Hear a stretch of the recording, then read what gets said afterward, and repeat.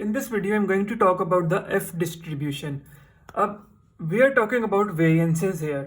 तो वेरिएंस की जब बात आती है तो अगर हमने वेरिएंस को स्टडी करना है, वेरिएंस का इंटरवल फाइंड करना है तो हम काई डिस्ट्रीब्यूशन को यूज करते हैं. लेकिन अगर हमारे पास दो पॉपुलेशंस हैं, दोनों के डिफरेंट वेरिएंसेस हैं, तो हम उन दोनों को कंपेयर करने के लिए, उन दोनों के डेटा को कंपेयर करने के लिए we are going to use the F distribution. F distribution जो है वो हमें एक रेशियो देता है दो पॉपुलेशंस के वेरिएंसेस के बारे में. This is the variance for population 1 और this is the variance for population 2. तो इन दोनों के बारे में वो हमें इंफॉर्मेशन दे रहा है और इसका एक इंटरवल बता रहा है, उसकी एक रेंज बता रहा है, वो कॉन्फिडेंस इंटरवल बता रहा है.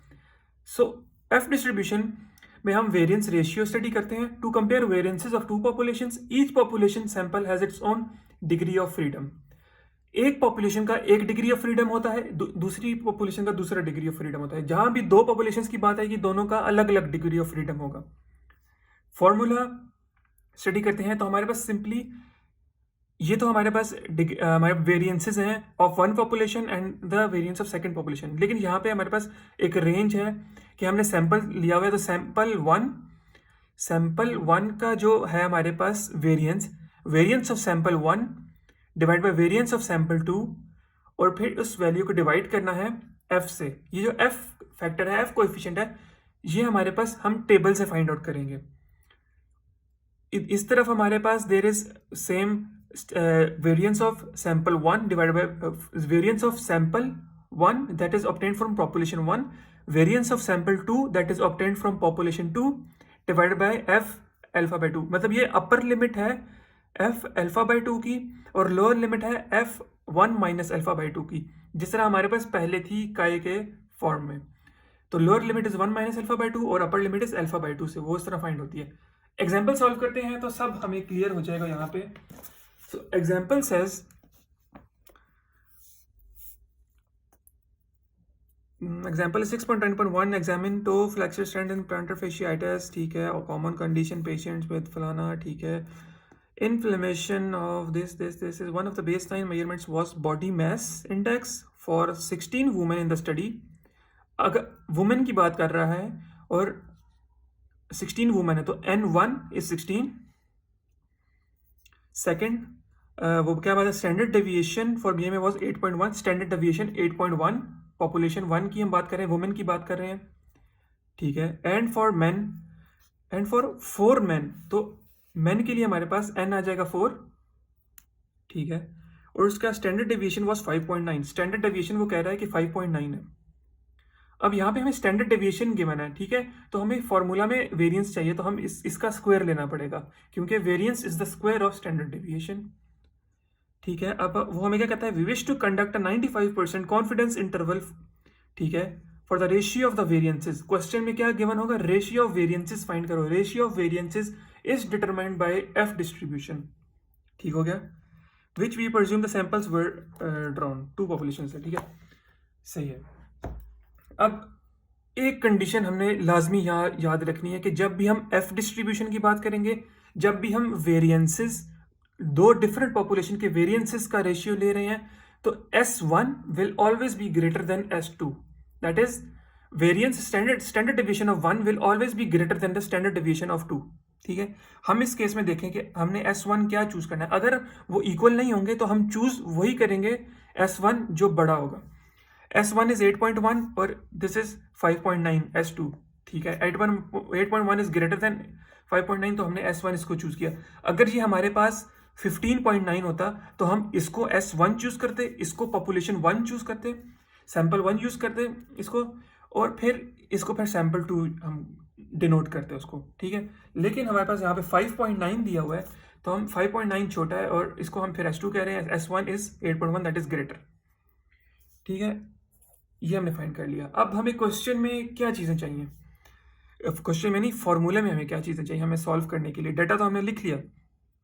S1 स्क्वायर वेरिएंस चाहिए. हमारे पास स्टैंडर्ड डेविएशन है, अगर उसका स्क्वायर लें हम तो हमारे पास आ जाएगी वेरिएंस. S2 का भी इसी तरह स्क्वायर लेंगे तो हमारे पास S2 वेरिएंस आ जाएगी. ठीक है, कॉन्फिडेंस हमारे पास उसने कहा था 95% है और हमें यहाँ पे फिर अल्फा चाहिए. सो अल्फा हम फाइंड करेंगे यहाँ से. कॉन्फिडेंस इज 95%, एरर 5% और अल्फा हमारे पास 0.05 निकलता है. ठीक हो गया। सो फॉर F1 अब हमने फॉर्मूला के लिए हमें चीज़ें चाहिए। हम F1 minus alpha by two को कैलकुलेट करेंगे टेबल से पहले, और फिर अल्फा बाई टू को कैलकुलेट करेंगे इसकी वैल्यू टेबल से, और फिर उस फॉर्मूले में सारी वैल्यूज पुट कर देंगे। लेकिन F1 minus alpha by two हमने टेबल यूज़ कैसे करना है? अगर मैं टेबल की बात करूँ तो टेबल में हमारे पास दो चीज़ें बहुत इंपॉर्टेंट दी गई हैं। वो कहता है कि एक तरफ हमारे पास न्यूमरेटर डिग्रीज ऑफ फ्रीडम है और दूसरी तरफ डिनोमिनेटर डिग्रीज ऑफ फ्रीडम है। ये क्या किन चीज़ों की बात कर रहा है कि जो वन की हमने चूज़ की, जो हम वन न्यूमरेटर में रखा हुआ है उसकी जो डिग्री ऑफ फ्रीडम होगी वो वन होगी। सो हमें दो चीज़ें और चाहिए होती हैं यहाँ पे, DF1 DF2, वो हमने इधर फाइंड की है। डिग्री ऑफ फ्रीडम क्यों चाहिए हमें? क्योंकि हम डिग्री ऑफ फ्रीडम से f की वैल्यू फाइंड करेंगे, तो हम degree of freedom of numerator लाजमी चाहिए हमें। Degree of freedom of numerator कैसे फाइंड होगी? न्यूमरेटर का जो n है उसमें से 1 माइनस करेंगे। न्यूमरेटर का n क्या है? न्यूमरेटर का n 16 है, तो 16 माइनस 1 15, ठीक है। डिनोमिनेटर का क्या है? n, डिनोमिनेटर का n हमारे पास 4 है, तो 4 माइनस 1 3 हो जाएगा। हमें दो यहाँ पे n चाहिए, इसीलिए ये चीज़ लाजमी थी कि हमारे पास S1 जो है वो S2 से ग्रेटर हो, क्योंकि ये चीज़ फिर इंटरमिक्स हो गई तो हमारे पास मसला बनेगा। तो S1 should be greater than S2, और हम फिर f की वैल्यू फाइंड करेंगे। अब पूरा प्रोसेस में समअप करूं कि F1 minus alpha by two के लिए इसको सॉल्व किया, 1 माइनस 0.05 डिवाइड बाई 2 0.975 आया। इस 0.975 को हम टेबल में देखेंगे, इस तरह हर पेज पे टेबल है। 0.99 का टेबल ये है सारा, और 0.975 का टेबल ये है। तो हमारे पास 0.975 का टेबल हमने देखना है ना, तो 0.975 के लिए टेबल के लिए हमें क्या चाहिए? न्यूमरेटर डिग्रीज ऑफ फ्रीडम चाहिए और डिनोमिनेटर डिग्रीज ऑफ फ्रीडम चाहिए। न्यूमरेटर हमने 1 को कहा हुआ है और डिनोमिनेटर 2 को कहा हुआ है।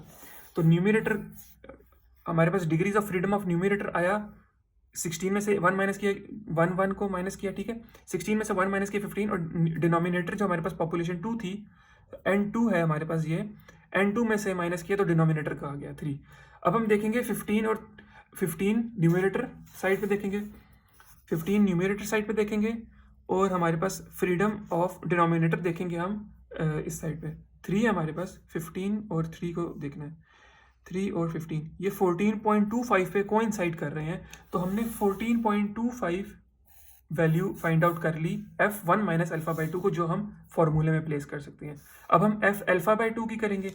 F अल्फा बाई टू के लिए सॉल्व किया 0.05 बाई टू और 0.25, लेकिन मसला ये है कि ये जो 0.25 है ना, ये वैल्यू इतनी स्मॉल है कि हमारे पास ना इसका टेबल नहीं है। 0.25 का टेबल नहीं है हमारे पास डायरेक्टली, क्योंकि वो बहुत ज़्यादा फिर एक्सटेंसिव टेबल हो जाता है हमारे पास। तो हम इसको इनडायरेक्टली फाइंड करते हैं।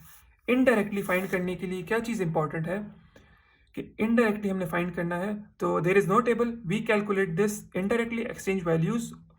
अब exchange values of DF1 and DF2, मतलब वो कह रहा है कि DF1 डिग्री ऑफ फ्रीडम 1 को हम 2 में कन्वर्ट कर दें और डिग्री ऑफ फ्रीडम 2 को हम 1 में कन्वर्ट कर दें। मतलब DF1 जो ऊपर हमारे पास था 15 था, वो DF2 हो जाएगा नीचे वो DF2 हो गया जाके, ठीक है। For alpha by two, upper limit के लिए याद रखना है, अल्फा बाई टू के लिए सिर्फ होगा। और DF1 जो हमारे पास था डिग्री ऑफ फ्रीडम 1, वो नीचे चला गया, और डिग्री ऑफ फ्रीडम 2 ऊपर आ गया, न्यूमरेटर में आ गया। So degree of freedom 1 of numerator will be 3 और डिनोमिनेटर 15। उसी टेबल में फाइंड करेंगे F.975 वाले में, F.975 वाला वही टेबल है हमारे पास। तो अब हमने क्या देखना है? न्यूमरेटर में हमने 3 देखना है, न्यूमरेटर में हमने 3 देखना है, और डिनोमिनेटर में 15 देखना है। Where is 15? 4.15, ठीक है। ये 4.15, न्यूमरेटर में 3 देखा, डिनोमिनेटर में 15 देखा, 4.15 आ गया। अब इस 4.15 को जो वैल्यू है ना, इसका हमने रेसिप्रोकल ले लिया, ठीक है। इसका रेसिप्रोकल लेंगे तो हमारे पास F अल्फा बाई टू की वैल्यू आ जाएगी। ये F अल्फा बाई टू की वैल्यू आ गई। ये जो 0.24096 है, इसको हम डायरेक्टली यहाँ पे प्लेस कर सकते हैं। तो इसकी वैल्यू फाइंड कर ली और इसकी वैल्यू फाइंड कर ली। सम अप करूँ तो F1 minus alpha by two की हमने वैल्यू डायरेक्टली फाइंड की टेबल से, और F अल्फा बाई टू की हमने जो अपर लिमिट है हमारे पास, उसकी हमने इनडायरेक्टली फाइंड की। अब सिर्फ ये जो फॉर्मूला है इसमें वैल्यूज प्लेस करनी है। S1 का स्क्वायर हमारे पास क्या है? 65.61 डिवाइडेड बाय S2 का स्क्वायर, वेयर इज 34.81, ठीक है। और ओवरऑल डिवाइड किया F1 minus alpha by two से। F1 minus alpha by two हमारे पास कहाँ गया? ये वाला था, इसकी वैल्यू क्या आई हमारे पास 14.25 से डिवाइड कर दिया। उसके बाद हमारे पास सिग्मास है, सिग्मास की वैल्यू प्लेस नहीं करनी। सिग्मा मतलब हमें वो रेंज बताया है, सिग्मा तो हमें नॉन है, सो हमें वो रेंज बताएगा उसके, ठीक है। तो सिग्मास की वैल्यू प्लेस नहीं करनी। S1 स्क्वायर हमारे पास क्या आएगा, सेम वही S1 square by S2 square 65.6 divide by 34.81। और अब अपर लिमिट की वैल्यू प्लेस करनी है F alpha by 2। Upper limit की वैल्यू हमारे पास क्या है, ये आ गई 0.24096, अपर लिमिट का कोएफिशिएंट 0.24096, ठीक है। तो इसको सॉल्व करेंगे ये आ जाएगा, इसको सॉल्व करेंगे ये आ जाएगा। तो this is the confidence interval for our variance ratio between the two populations. दो पॉपुलेशंस थी हमारे पास, उसकी वेरिएंस की रेशियो कैलकुलेट की हमने इस एफ डिस्ट्रीब्यूशन से।